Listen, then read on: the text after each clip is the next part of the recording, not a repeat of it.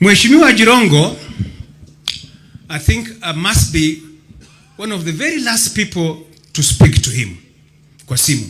Nafikiria mimi ni mmoja wa wale watu wa mwisho kabisa. Hiyo simu yake tutakapowasha, najua tuko nayo, mtaona simu yangu ndio labda simu ya mwisho alipokea kwa maisha yake, sababu niliongea naye saa 5 za usiku. Sidhani kama kuna watu wengine walimpigia unless ni wale walikuwa na yeye.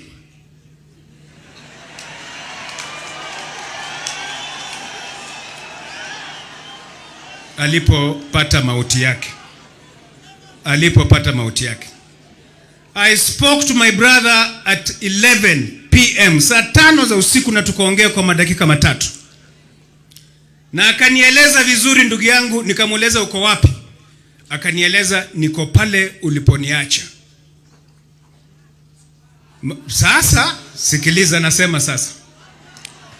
Mheshimiwa Jirongo alikuwa ameketi mahali kule Karen panaitwa Oasis. Mimi nikaja nikaona wameketi pale na ndugu yangu speaker Mheshimiwa Wetangula na wengine wawili. Sikuingia kwa sababu nilikuwa na shughuli zangu, nikaenda kwingine. Hiyo ilikuwa mwendo wa saa 3 za usiku, saa 2:30 kielekea saa 3. Yeye aliniona nikiendesha gari langu nikapenduka. Kwa hivyo nilipomuuliza uko wapi, akanieleza mahali uliponiacha.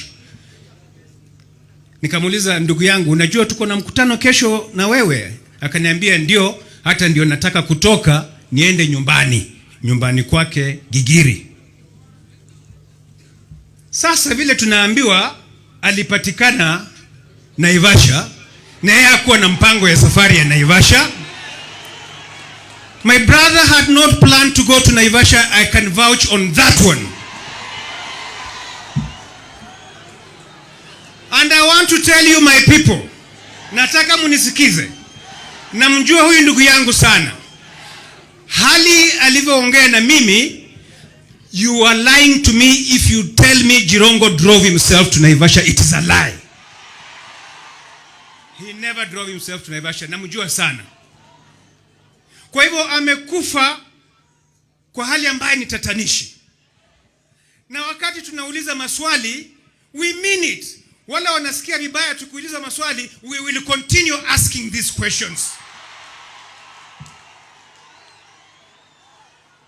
until we get the answers.